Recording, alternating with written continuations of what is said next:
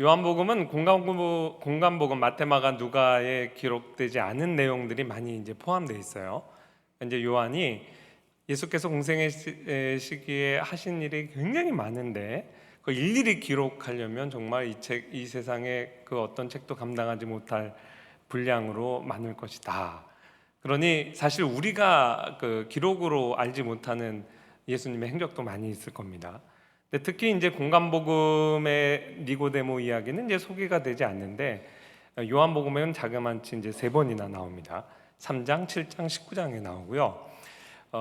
그 위치도 되게 중요해요. 우리가 1절부터 15절 긴 절을 읽었는데요. 사실 왜 그 다음 절을 안 읽었지? 이렇게 생각하시는 분이 있을 거예요. 16절 하나님이 세상을 이처럼 사랑하사 독생자를 주셨으니 이는 그를 믿는 자마다 멸망하지 않고 영생을 얻게 하려 하심이라. 복음 중에 복음이죠. 이 요한복음의 핵심적인 복음을 소개하는 16절 이전까지 그 가교 역할로 니고데모와의 대화를 이제 기록하고 있습니다. 상당히 이제 중요한 의미를 갖고 있죠. 3장에서 니고데모와의 대화, 이제 4장으로 가면 또 공간복음에는 안 나오는 우물가 수가성 여인과의 대화, 긴 대화를 이제 이렇게 소개하고 있어요. 그건 이제 다음 달에 한번 살펴볼 거고요. 오늘은 주인공이 니고데모입니다. 니고데모가 누구인지 한번 살펴보겠습니다. 첫 화면 열어주시겠어요? 1절에 보면 그런데 바리새인이라고 이제 니고데모를 소개를 합니다. 예수님과 바리새인들의 관계를 우리가 좀 알고 있죠. 그런데 좀 니고데모는 좀 예외적이고 특별한 인물 같아요.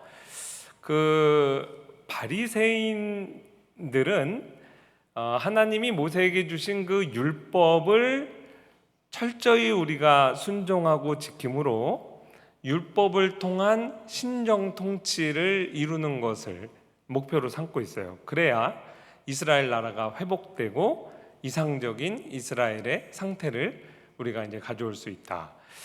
저도 이제 책으로만 읽다가 유대인들하고 좀 교제하는 기회를 한 1년 정도 가졌는데 그때 이후로 성경책 조금 다시 보게 됐습니다.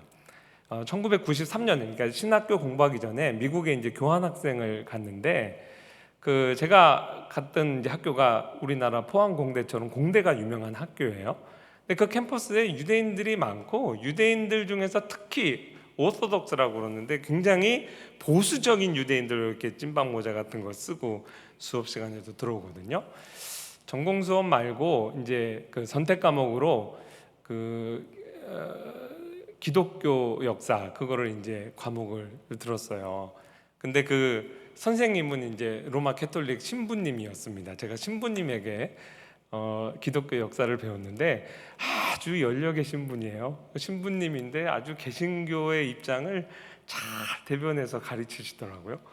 근데 이제 그거보다 더 좀 인상적인 것이 수업 시간에 유대인 학생들이 많이 들어와 있는데 정말 교수님을 매 시간 괴롭히는 거예요. 굉장히 어려운 질문도 하고 좀 무례하게 느껴지기도 하고요. 근데 이제 어떤 날은 그 찐빵 모자 쓴 유대인 학생이 성경책을 이렇게 들고 와가지고 막 수업 시간에 화를 내는 거예요. 예수는 메시아일 리가 없다. 정말 그가 메시아라면 어떻게 안식일을 어기냐? 그러면서 이렇게 교수님한테 질문을 하는데 그 신부님이 이걸 잘 이렇게 피해 가시더라고요. 근데 제가 이제 앞자리에 앉아서 야, 이거 2000년 전에 성경에만 나오는 스토리인 줄 알았는데 아마 이 학생들 앞에 오늘날 예수님이 다시 오셔도 십자가에 못 박겠다 이런 생각이 들 정도로 그렇게 이제 성경에 있는 그 분위기가 수업 시간에 느껴지더라니까요. 그래서 좀 유대인 역사를 좀 알고 싶어서 2학기 때는 그 대학원 과목을 수강했어요. 10명 정도밖에 안 되는데 교수님도 유대인, 저만 빼고 다 유대인 학생이었어요. 이제 그들하고 같이 유대인의 시각에서 이제 또 이렇게 역사를 공부하는 시간을 가졌는데 그 시기에 미국의 공영 TV에 그 유대인의 굉장히 중요한 랍비 지도자가 나와서 인터뷰하는 걸 제가 듣고 유대인들의 좀 생각을 좀 이해하게 됐어요. 물론 이제 전체를 대변하는 건 아니죠. 유대인 가운데 좀 보수적인 그 당시에 랍비라고 하는 분이 오늘날 중동 사태가 해결점이 없는데 유일한 해결책이 있다. 우리 흩어진 유대인들이 전 세계 어디에 있건 정말 토라의 말씀대로 안식일을 지키면 이 문제가 다 해결된다는 거예요. 그분은 그렇게 믿고 있더라고요. 그리고 이제 그거를 미국 이제 TV에 나와서 이렇게 인터뷰하는 걸 봤어요. 그 예수님 시대에 그 안식일 문제를 가지고 예수님과 논박했던 그러한 이제 바리새인들의 입장이 어느 정도 오늘날까지도 우리가 좀 맛을 볼 수 있구나. 그렇게 놓고 이제 이렇게 보니까 이 바리새인들의 어떤 그 생각, 그런 어떤 집착하는 사고 방식이죠. 심지어 메시아를 십자가에 못 박을 만큼 가졌던 자기 확신, 이런 것들이 어느 정도는 이렇게 좀 실감나게 읽혀지게 됐습니다. 물론 안식일이라고 하는 것은 이제 그 하나님이 주신 율법의 아주 일부에 불과하잖아요. 그러니까 하나님의 율법을 굉장히 중요하게 생각하는 바리새인들 가운데도 조금 더 건전하고 조금 더 성경적이고 예수님의 가르침에 가까운 생각을 가진 바리새인들도 분명히 있었을 거예요. 아마 그 가운데 한 명이 니고데모가 아니었을까 생각을 합니다. 그 이야기를 이제 풀어가 볼게요. 두 번째는 유대인의 지도자라고 소개를 하고 있는데요. 그 개역개정 성경 바로 이전까지는 유대인의 관원이라고 번역했습니다. 그 혹시 기억하시죠? 그리고 이제 현대인의 성경이든 우리나라 많은 역본이 아예 유대인 의회, 공의회의 회원이다 이렇게 번역을 하기도 하고요. 사내들인 공의회의 의원이었다 이렇게 번역하는 역본도 있어요. 그러니까 이 말은 그 아르콘이라는 그 말 자체가 좀 기술적인 용어로 유대인들에게 쓰일 때는 사내들인 공의회의 의원이었다. 많은 바리새인들은 오늘날로 이야기하면 이제 제야 세력입니다. 근데 그 중에 이제 일부가 실제 정계에 입문해서 국회의원이 된 거죠. 그러니까 정치적인 권력을 갖게 된 거예요. 어떤 율법을 통해서 신정 통치를 회복하자 이것을 이상으로만 생각하고 가르치는 게 아니라 실제 그것을 실천할 수 있는 정치적인 권력도 가지고 있는 사람입니다. 그런데 예수님이 대화 중에 니고데모를 가리켜서 너는 이스라엘의 선생으로 왜 이걸 모르느냐? 그 랍비예요. 제가 별명을 지었어요. 니고데모의 삼중직, 바리새인, 그 다음에 사내들인 공의회 의원, 그 다음에 랍비. 그러니까 보통 사람이 아닌 겁니다. 그 당시를 기준으로 봐도 아주 거물급 인사가 예수님을 지금 잡아 죽이자 하는 분위기 가운데 밤에 예수님께 몰래 찾아온 거예요. 주일학교 때부터 니고데모가 예수님을 찾아온 것은 개인 구도자의 어떤 입장에서 예수님을 만나러 왔다. 물론 그 기본적인 생각에는 저도 변함이 지금까지 없는데요. 성경을 좀 면밀하게 읽어보면 그것 이상의 의미를 좀 갖습니다. 왜냐하면 그런 구도자로 예수님께 찾아왔던 사람들은 뭐 부자 청년도 그렇고 예수님과 대화할 때 우리라고 그러지 않아요. 나 개인이라고 얘기하죠. 그런데 이 니고데모는 예수님께 와서 랍비요, 우리가 당신은 하나님께로부터 오신 선생인 줄 아나이다. 여기 우리가 누굴까요? 분명히 사내들인 공의회 전체의 의견을 대변하는 건 아닐 겁니다. 바리새인들은 예수님을 대부분은 이렇게 배척하기로 이미 결정을 했기 때문에 그래요. 그래서 무언가 개인의 어떤 구도자적인 마음도 분명히 있지만 니고데모와 같은 거물급이 예수님이 예루살렘에 도착하셨다는 얘기를 듣고 예수님을 따르는 무리가 많잖아요. 그 천국 운동에 예수님의 하나님 나라 운동에 사전 조사를 다 했겠죠. 그리고 이 예수님이 율법에 가진 생각 바리새인들과 다르지만 이것이 맞는지도 몰라. 또 예수님께서 행하시는 표적이 그게 하나님으로부터 온 사람임을 분명히 증거해. 이런 것들을 다 조사하고 니고데모가 찾아왔을 때는 무언가 예수님에게 선물을 또 안 가져왔을까요? 예수님께 대해서 굉장히 호의적인 제안을 아마 했을 것 같습니다. 그러면서 이제 깊은 대화를 또 이어갔겠죠. 예수님도 니고데모와 대화하면서 두 번 너희 또 우리 이렇게 얘기하세요. 그러니까 개인 대 개인의 대화지만 무언가는 두 그룹이 대표자가 이렇게 대화하는 듯한 인상을 주고 있습니다. 자, 이렇게 해석하는 것이 여태까지 주일학교에서부터 우리가 배워왔던 그 본문 이해보다 조금 깊이 있게 본문을 이해하고 정확하게 이해하는 데 도움이 됩니다. 니고데모가 개인의 자격으로만 온 게 아니다라는 단서는 놀랍게도 한 단어에서 나와요. 3장 1절의 시작입니다. 개역개정에서 3장 1절을 시작하면서 그런데라는 단어를 넣었어요. 이게 정확해요. 원문에 the라는 단어가 있거든요. 그 말은 뭐냐면 2장까지의 스토리로 끝나고 3장 전혀 새로운 얘기가 시작되는 게 아니라 무언가 2장에서 이야기한 내용이 3장에 이어진다는 뜻이죠. 헬라어 then은 and의 뜻도 있고 but 그러나의 뜻도 있고 뭐 now, moreover 다양하게 번역이 되는데 뭐 어떤 번역도 괜찮아요. 포인트는 2장의 마지막 부분하고 이어진다는 거예요. 자, 2장의 마지막 부분에 보면 6월절에 예수님께서 예루살렘에 계시니 많은 사람이 그의 행하시는 표적을 보고 그의 이름을 믿었어요. 지금 표적 이야기를 니고데모도 하죠. 그러나 예수는 그의 몸을 그들에게 의탁하지 아니하셨다. 의지하지 않으셨어요. 이는 친히 모든 사람을 아시며 또 사람에 대해서는 그 누구의 증거도 받으실 필요가 없었다. 이는 그가 친히 사람의 속에 있는 것을 아셨습니다. 하고 니고데모 이야기를 하나의 예로서 제시하고 있는 겁니다. 그렇다면 니고데모가 예수님께 찾아와서 표적을 통해서 당신의 하나님 나라 운동이 하나님께로부터 온 것을 우리가 인정한다. 그러니 제가 편들어 드리겠습니다. 이렇게 얘기했을 수도 있고, 내가 속한 산헤드린 공의회에서 예수님에 대해서 부정적인 여론이 형성되고 심지어는 박해하고자 할 때 반대 의견을 제시할 수도 있습니다. 그래서 제가 당신이 하나님의 선지자라는 것을 증언해 드리겠습니다. 이렇게 제안했을 수도 있어요. 그러나 예수님께서 그것을 거절하셨다는 거죠.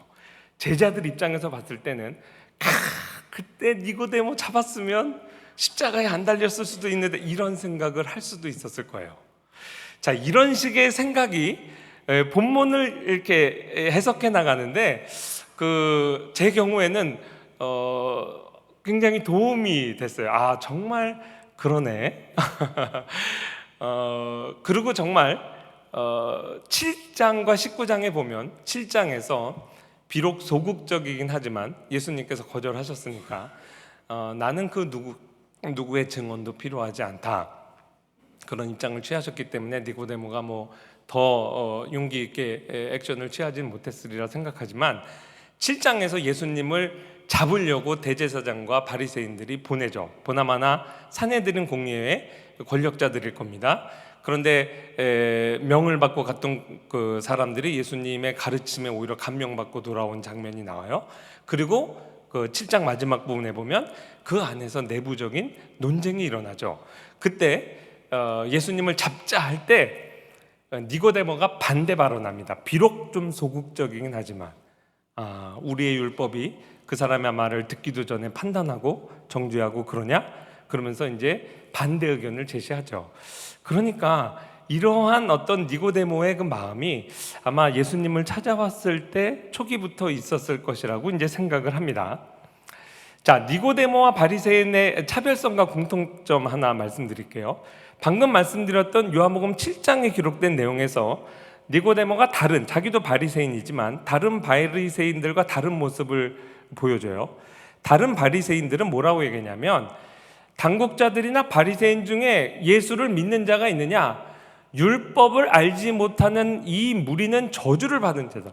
예수님이 인기 있는 거는 무리들의 인기를 있는 건데 이 무리들은 율법을 모르잖아. 그러니까 어떻게 보면 정치인이 대중을 무시하는 겁니다. 율법도 모르는 것들, 이놈들 때문에 우리나라가 이렇게 정의사회가 구현한다고 신정통치가 제대로 이루어지지 않는 거야. 그 무리에 대한 편견이 있죠. 지역에 대한 편견도 있어요. 니고데모가 예수님을 편들어 말하니까 우리의 뭐라고 그들이 대답하냐면 너도 갈릴리에서 왔느냐? 찾아보라, 갈릴리에서는 선지자가 나지 못하느니라. 세상에 갈릴리에서 무슨 선한 것이 날 수가 있느냐? 나다나엘이 얘기했던 것과 좀 비슷하죠. 정치인은요 이런 말 발언 함부로 하면 안 됩니다. 예를 들면 저희 할아버지가 이제 충청도 분이신데 어떤 정치인이 나와가지고 충청도에서 무슨 인재가 있어요? 멍청하긴. 옛날에 그거 비슷하게 얘기했다가 혼난 정치인 있죠. 그 정치인이 속으로 그런 지역에 대한 편견을 가질 수는 있어요. 그러나 말할 때 조심해야 되거든요. 근데 적어도 니고데모는 그런 일반 민중, 일반 대중, 소위 말해서 무식한 대중에 대한 편견도 없고요. 그리고 이런 지역에 대한 편견도 없는 것 같아요. 그러니까 정치인으로서도 꽤 훌륭한 사람입니다. 그런데 니고데모가 다른 바리새인들과 공유하는 생각이 있어요. 그건 뭐냐면 우리 율법은 사람의 말을 듣고 그 행한 것을 알기 전에 심판하느냐 하면서 소수의 다른 의견을 제시할 때 그 근거를 똑같이 바리새인들이 중요하게 생각하는 우리 율법에서 가져와요. 그러니까 이스라엘의 소망은 하나님이 주신 율법에 있다라는 데 있어서는 다른 바리새인들과 생각을 공유했던 것 같습니다. 자, 이러한 생각을 가진 니고데모가 지금 예수님께 찾아온 거예요. 예수님, 당신이 원하시면 우리가 같이 손을 잡을 수도 있습니다. 우리가 나름대로 개혁적으로 추진하는 율법을 중심으로 이 사회를 개혁하고자 하는 운동, 적어도 거기에 아리마대 요셉과 니고데모와 같은 소수의 어떤 유력한 사람들이 같이 뜻을 모을 수 있었다고 생각을 합니다. 그 그룹과 우리가 같이 하나님 나라 운동을 해볼 수 있습니다. 이런 선의를 가지고 예수님께 서제션했겠죠. 그러나 예수님이 자기와는 전혀 생각에 다른 이야기를 이제 풀어나가기 이제 시작하는 겁니다. 예수님이 가르치시는 하나님 나라. 이 니고데모에게 있어서 그 율법이라고 하는 것은 이스라엘의 정말 중요한 정체성이에요. 그 당시 로마가 자랑하는 로마법보다도 훨씬 우월합니다. 우리가 언약신학 공부하면서 희년법 이야기했잖아요. 로마가 노예제를 당연한 전제로 받았다면 이스라엘의 희년법을 보면 가만히 들여다보면 고대 노예제하고도 달라요. 굉장히 정의로운 사회와 복지 사회를 구현할 것을 요구하고 있죠. 게다가 율법의 가장 근본 정신에는 하나님 사랑과 이웃 사랑이 있습니다. 그러니까 그 바리새인이 피상적으로 안식일을 이해하는 그런 많은 바리새인들 말고 조금 더 율법을 심도 있게 이해하는 사람들 입장에서는 이것은 정말 이스라엘의 정체성을 규정하기 때문에 또 그것이 상당 부분 옳기 때문에 이 부분에 있어서 이제 타협할 생각은 없는 거예요. 이 율법에 이제 이스라엘의 정체성과 이제 소망이 있다. 그런데 이제 예수님께서 물론 축약된 형태로 아마 그 사도 요한이 기록했을 겁니다. 정말 예수님은요, 예수님과 나누는 대화를 읽어보면 소름이 돋습니다. 어떻게 그렇게 핵심과 본질을 정확히 찔러서 대화를 이끌어 가시는지. 우리가 세례 요한과의 대화에서도 그것을 좀 발견을 했었는데 오늘 니고데모와의 대화에서도 예수님이 그 부분을 정말 잘 드러내고 계세요. 일단 네가 추구하는 하나님 나라 운동과 지금 내가 주도하고 있는 하나님 나라 운동은 본질적으로 결이 다르다. 네가 추구하는 하나님 나라 운동은 육적인 하나님 나라, 정치적인 하나님 나라 운동의 수준에 머무른다. 그러나 지금 메시아가 와서 일으키는 하나님 나라 운동은 그 차원을 훨씬 넘어서는 인간의 근본적인 문제를 해결하고 인간의 근본적인 부패성의 문제를 해결하는 정말 영적인 전인적인 구원을 이루는 하나님 나라 운동이다. 그러면서 이 돌려 말하시지 않고 하나님 나라라는 화두에 있어서 육으로 난 것은 육이요 영으로 난 것은 영이다. 이 하나님 나라에는 네가 반드시 거듭난 사람들만이 들어갈 수 있다. 이 화두를 분명히 제시를 하시죠. 그리고 나서 니고데모가 이제 헷갈려 할 때 니고데모의 전공을 찌릅니다. 니고데모가 율법을 중요하게 생각하는 바리새인이라고 그랬잖아요. 바리새인들에게 있어서 영웅은 누굴까요? 모세입니다. 어떤 의미에서 아브라함 이상으로 정말 중요하게 생각하는 인물이 모세예요. 모세는 곧 율법을 상징하거든요. 두 개의 그림을 여러분께 소개를 하고 있는데요. 하나가 이제 왼쪽에 있는 그림이 렘브란트. 제가 종종 가지고 오는 이제 작품의 많은 경우가 렘브란트의 작품이에요. 렘브란트가 지금 모세가 하나님으로부터 십계명을 받아서 율법을 받아서 높이 쳐들고 있는 모양을 그리고 있어요. 그러니까 이제 모세 그러면 율법이죠. 율법 그러면 모세고. 이 바리새인들의 가슴 속에 각인된 이미지라고 생각합니다. 근데 이제 예수님께서 너희가 하나만 알지 둘 모르는 게 있다. 모세가 율법만 지켜들은 게 아니야. 아니 우리가 모르는 이야기가 있다고? 민수기 21장 얘기죠.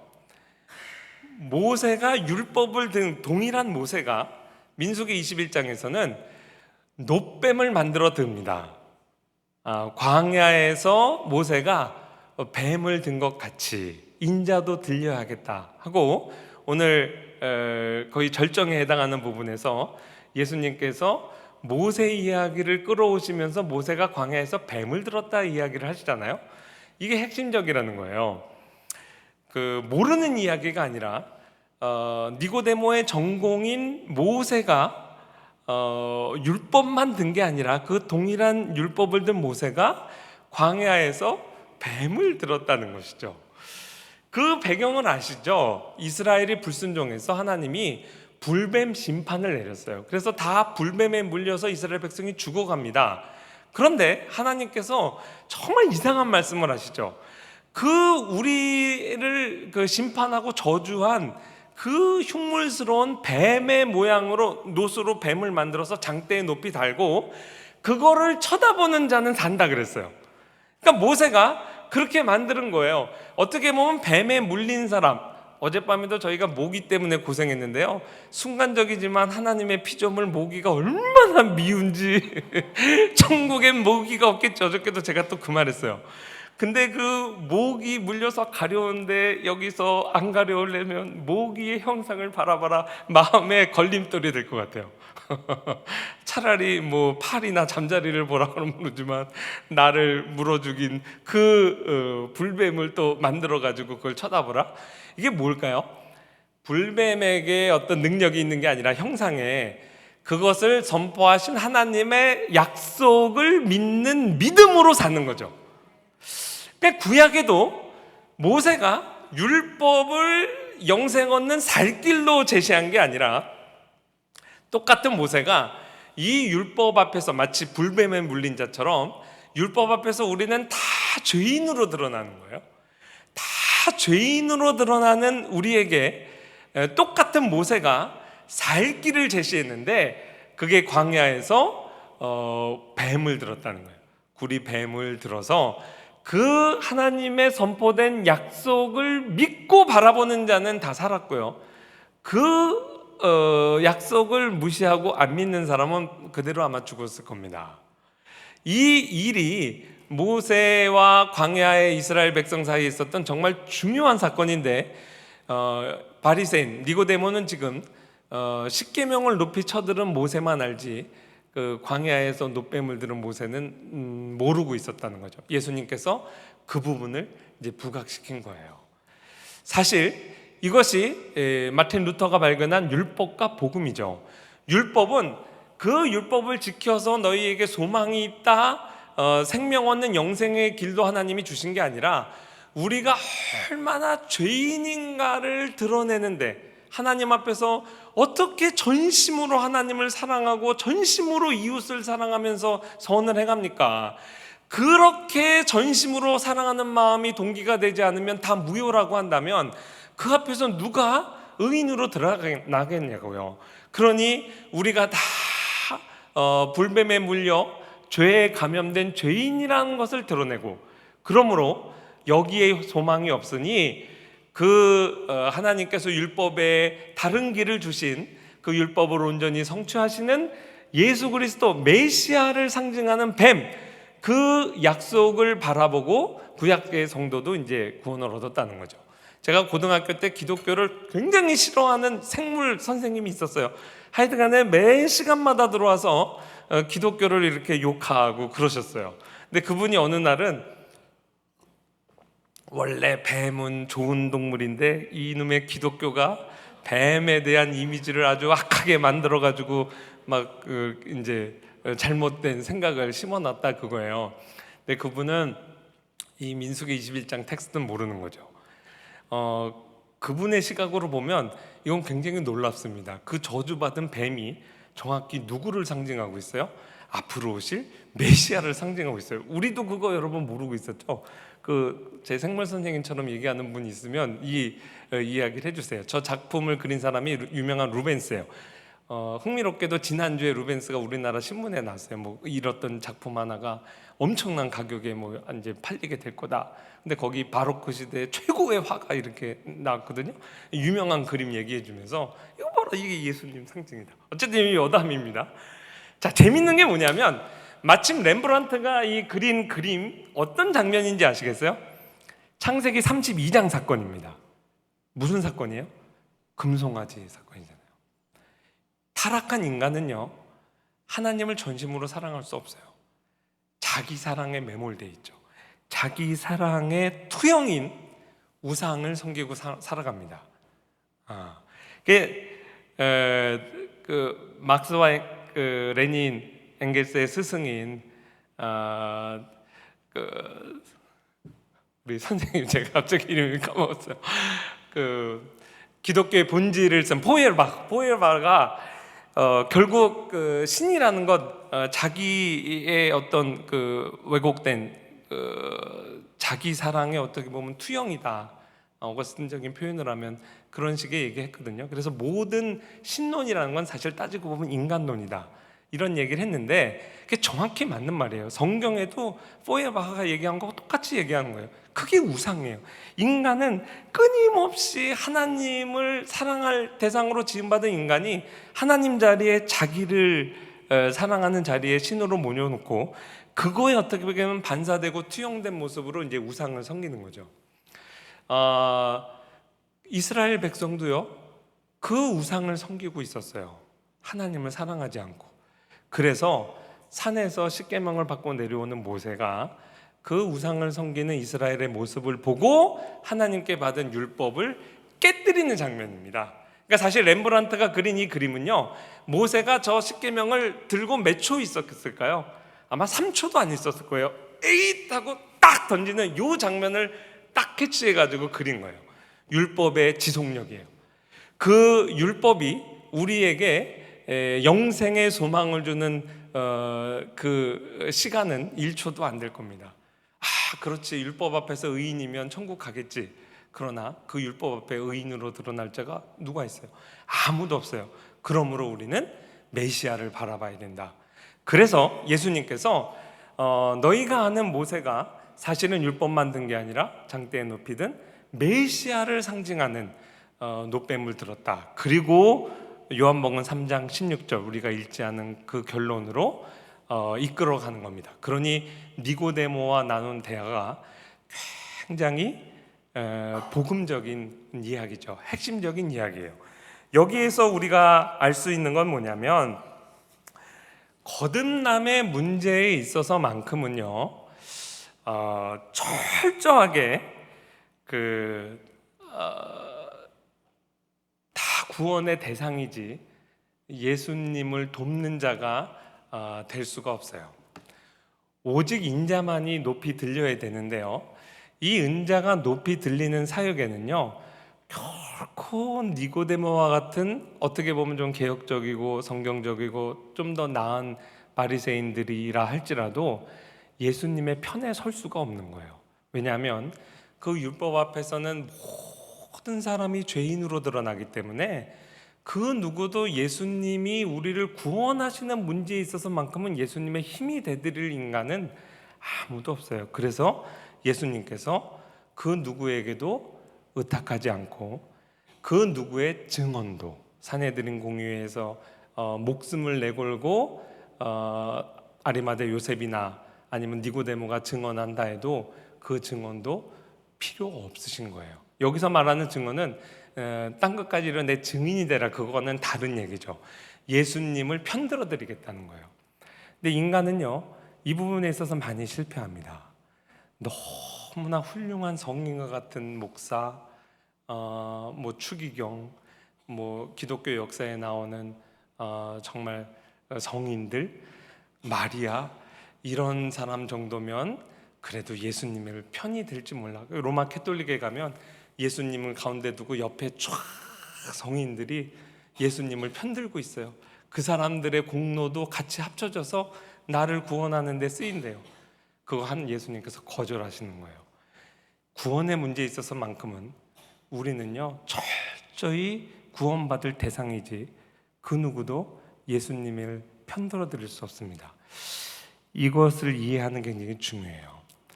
여러분 아무리 존경하는 장로님, 목사라 할지라도요, 그 사람에 대해서 필요 이상의 기대를 하면 안 됩니다. 예수님 비스무리하게 의지한다? 분명히 실망합니다. 다른 말로 얘기하면 서로 내가 존경하는 목사님, 스승, 박윤선 목사님이라 할지라도 그분이 사람을 죽였다, 도둑질을 했다, 간음을 했다 할지라도 괜찮은 거예요. 어떤 면에서. 왜냐하면 어차피 그분은 나를 예수님께로 인도하는데 하나의 수단으로만 쓰임받았을 뿐이지 그분의 도덕적 결함과 그분의 어떤 능력이 내 구원을 이루고 성취하고 혹은 취소하는데 일의 저기도 도움도 되지 않아요. 심지어 여러분의 가장 가까운 신앙 좋은 아버지가, 부모님이 정말 심각한 죄를 범한다 할지라도 그 죄인일 뿐이기 때문에 그럴 수밖에 없다. 우리가 이해할 수 있는 오히려 마음의 여유가 생겨요. 어떻게 그럴 수가 있어? 어떻게 하나님이 살아있으면 그럴 수가 있어? 어떻게 하나님이 살아있으면 이러같이 유명한 목사님이 이런 죄를 저지를 수가 있어? 우리는 끊임없이 실망해요. 근데 그거는 처음부터 예수님 홀로 계셔야 되는 영광의 자리에 우상으로 우리가 쭉 로마 캐톨릭처럼 성인들 리스트를 만들어놨기 때문에 실망하는 경우가 큽니다. 오로지 예수님을 우리가 의지하면요, 예수님 편에서 모든 우리 사랑하는 가족, 우리 목사님, 또 내가 존경하는 스승 다 한낱 죄인에 불과하다는 것을 이해하게 돼요. 다 구원이 필요한 자들이지 그 어떤 의미에서도 예수님의 조력자가 될 수 없습니다. 세 가지 차원에서 적용을 한번 해볼게요. 첫째는 오늘 그 본문의 화두가 거듭나는 얘기니까 이걸 우리가 얘기 안 할 수가 없어요. 여러분 정말 거듭나셨습니까? 그 웨스트민스터 신앙고백서 10장 1절에 보면 거듭남과 관련한 내용을 이렇게 설명하고 있어요. 하나님의 일들을 영적으로 또 구원에 관련하여 깨닫도록 지성의 빛을 비추시고 복음에 대한 지성적 이해가 반드시 필요합니다. 성인의 경우에 이제 그래요. 그 다음에 돌 같은 마음을 제거하고 살처럼 부드러운 마음을 주시고 에스겔서 우리 새 언약 때 배웠잖아요. 이거 예언의 성취죠. 지성적으로만 복음을 이해한다고 해서 거듭나는 게 아니에요. 정말 내가 거듭났다면 하나님께서 내 마음에 부드러운 마음을 주셔서 하나님의 말씀에 아멘 하게 하시고 내가 죄인이라는 거에 전적으로 동의하고 회개하게 하십니다. 필링으로만 느끼는데 그치지 않아요. 의지를 새롭게 하세요. 그러니까 전인적인 구원이라는 거죠. 지정의, 이 모든 영역에 있어서 우리를 어디에게로 효과적으로 이끄시냐? 예수 그리스도께로 효과적으로 이끌어요. 효과적이란 말은 정말 마음에서 믿어져서 예수님을 나의 구주로 고백한다는 뜻이에요. 그럼에도 우리의 신앙 고백이 짧은 문장 안에 얼마나 많은 내용을 담고 있는지 몰라요? 주권적인 역사잖아요. 그럼에도 이들은 하나님의 은혜로 말미암아 스스로 자원하게 되어 지극히 자유롭게, 겉으로 볼 때는 치가 좋아서 교회에 나가는 거지, 그런 자원하는 심령을 준다는 말이에요. 그러니까 하나님의 주권적인 선택의 은혜와 인간의 프리 초이스, 인간의 자유의지가 어떤 부분에서 아름답게, 심지어 거듭나는 현장에 있어서도 이렇게 조화를 이루게 된다고 우리의 신앙 고백서가 기록하고 있어요. 이거 다음 시간에 공부할 겁니다. 좀 어려운 얘기죠. 왜 신학교 교수라고 저걸 또 그냥 그렇게 굳이 읽어줘야 되냐? 근데 이제 그 짧은 시간에 많은 것을 이제 얻어낼 수 있는 게 사실 낚시하는 법 가르치는 게 중요하잖아요. 얼마나 함축적으로 깊이 있는 내용을 담고 있는지 몰라요. 쉬운 거 하겠습니다. 여러분 좋아하시는 쉬운 거. 리트머스 종이 내가 거듭났느냐 안 났느냐 사진 보고 판단할 수 있어요. 2019년에 제가 우리 교수님들하고 전부 필리핀에 컴패션 트립 갔어요. 그러니까 일주일 내내 빈민가만 돌아다녔습니다. 정말 일평생 눈물 흘릴 걸 그날 다 흘린 것 같아요. 한 일주일 동안 매일매일 울면서 다녔어요. 어떻게 이렇게 비참할까? 한마디로 얘기하면 우리나라 6.25 때보다 더 어렵다고 합니다. 지금 필리핀에 이제 슬럼가에 있는 이제 아이들. 지금 이건 제가 찍은 사진인데요. 무덤에 사는 애들이에요. 뭐 살 데가 없어서 그냥 시신을 저 돌 안에 두는데 얼마나 으스스해. 낮에 찍었으니까 괜찮죠. 밤에 그냥 공동묘지에서 방치돼서 얘네들 살아요. 뭐 정규 교육도 못 받고. 너무 사실 기가 막히죠. 시체 썩는 냄새 나고. 저희도 거기서 시체 많이 봤어요. 막 이렇게 막 노출돼 있고 막 물도 흐르고 그러거든요. 근데 이제 이 불쌍한 아이들을 보고 불쌍한 마음이 들죠. 저희 집에서 10분 가면은 유명한 학원가가 나와요. 평촌 학원가. 여기 대치동보다 오히려 더 화려한 것 같아요.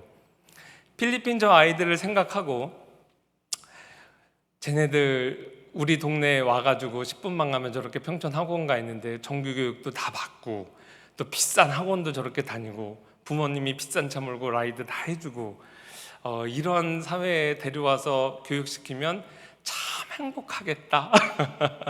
그럼 다 됐다. 이렇게 생각하면 여러분 거듭난 거 의심하셔야 됩니다.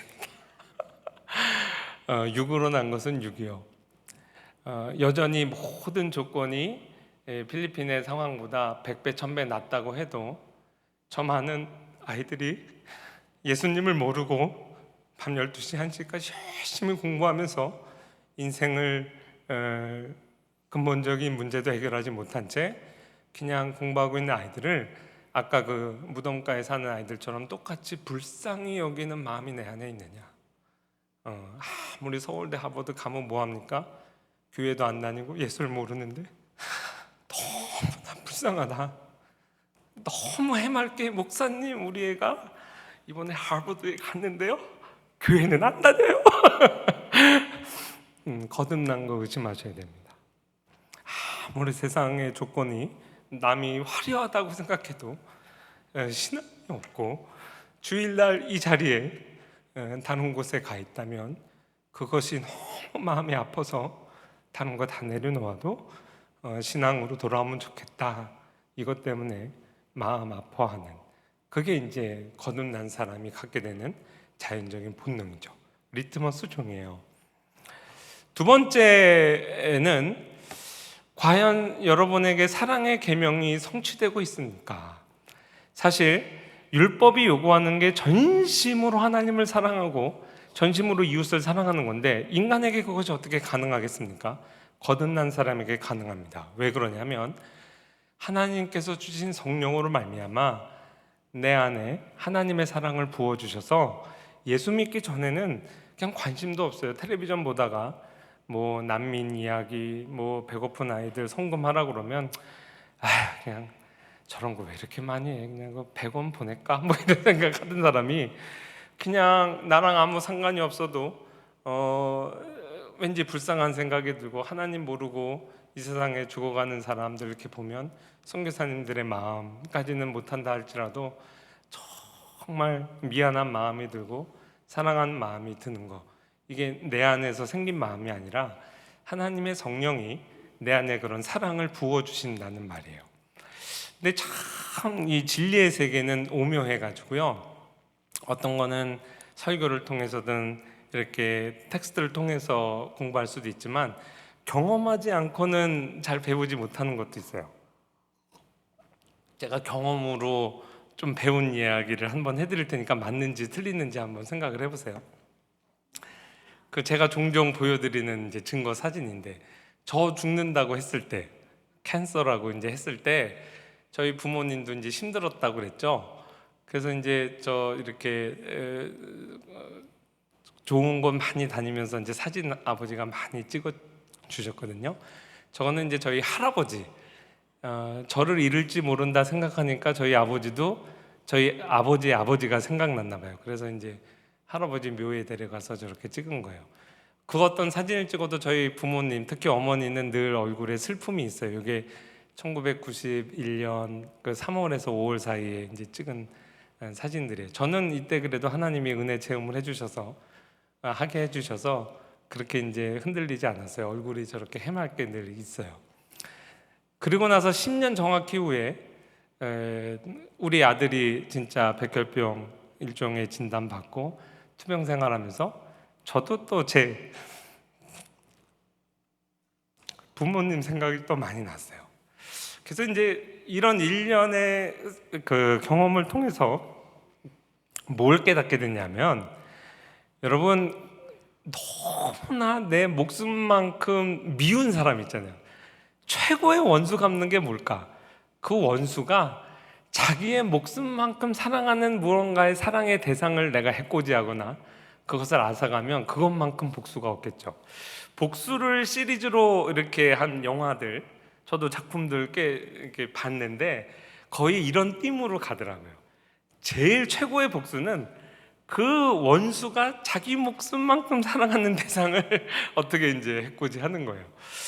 그렇게 되면 정말 그 시청자들의 마음이 이렇게 좀 해소되는 걸 느끼게 되거든요. 자, 반대로 한번 적용해 보자고요.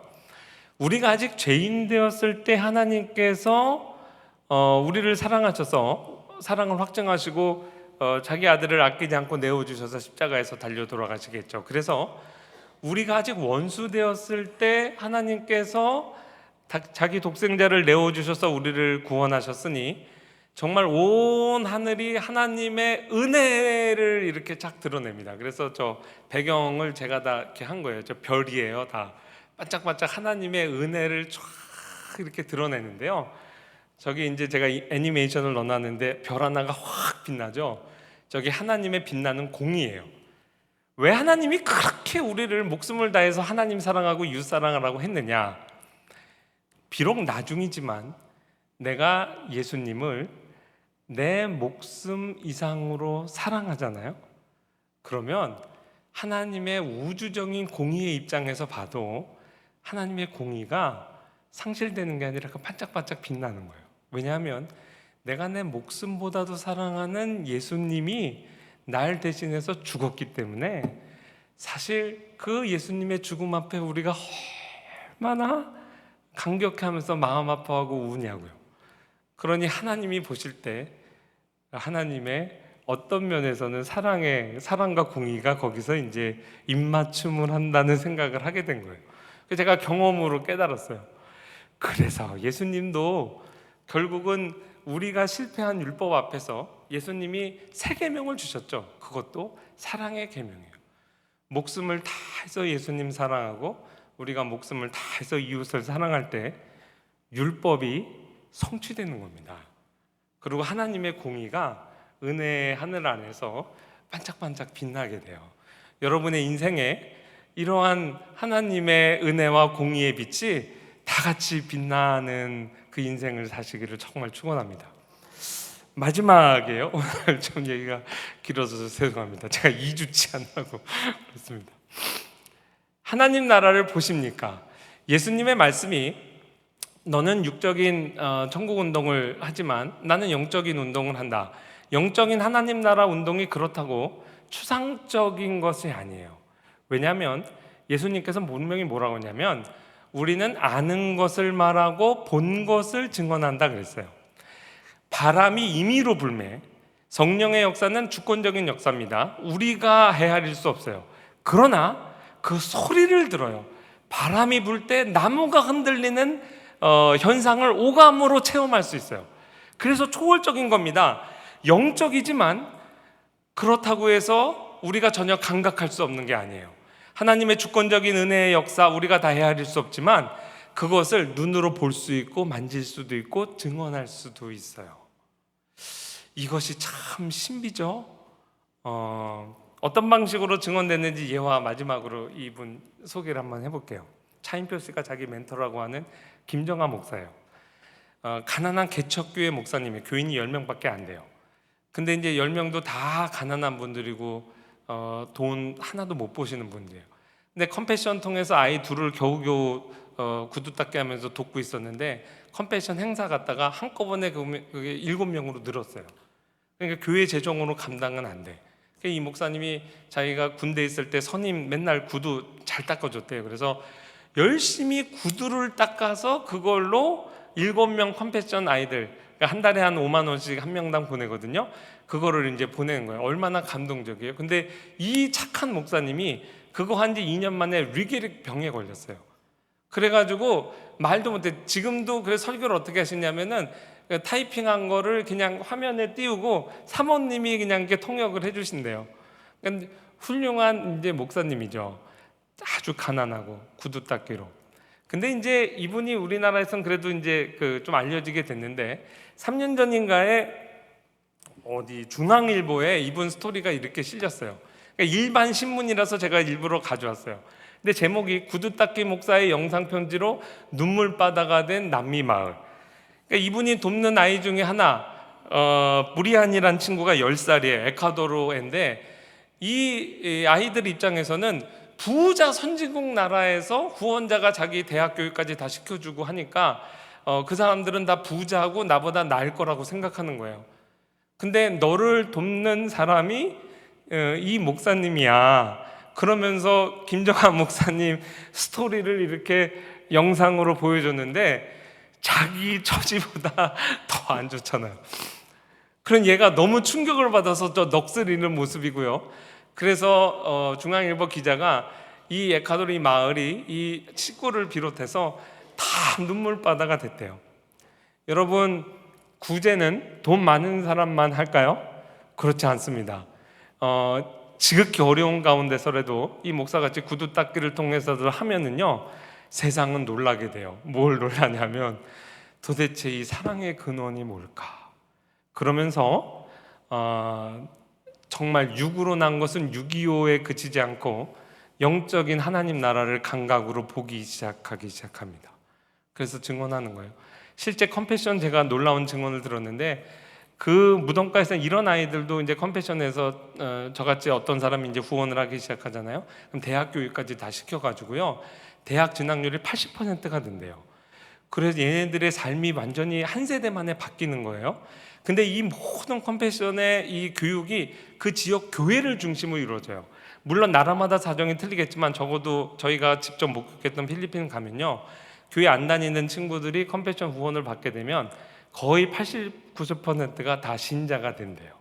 그러니까 육으로 난 운동에 그치지 않고 실제 영적인 하나님 나라의 열매를 보게 되는 거예요.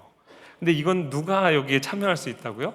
오히려 김정아 목사처럼 세상에 있는 온갖 고난과 어려움 가운데서도 쟤는 나같이 똑같이 어려운데 어떻게 웃을 수 있지? 어떻게 자기 먹고 살 것도 없는데 남을 도울 수 있지? 큰 퀘스천 마크를. 그래서 일반 중앙일보에도 이게 이제 크리스마스 시즌에 이렇게 스토리가 소개된 걸 봤어요. 하나님 나라를 여러분 보기를 원하십니까? 정말 니고데모처럼 예수님이 정말 메시아인 것, 그것을 확인하고 싶고, 여러분 이 시대에 하나님이 어디 있어 보고 싶으세요? 얼마든지 할 수 있어요. 게을러서 우리가 눈을 닫고 있어서 그렇지 하나님 나라 운동은 지금도 힘차게 우리의 삶을 변혁시켜 가면서 하나님 열심히 일하고 계십니다. 이 하나님 나라에 다 같이 이렇게 참여하는 저와 여러분 되기를 주의 이름으로 축원합니다.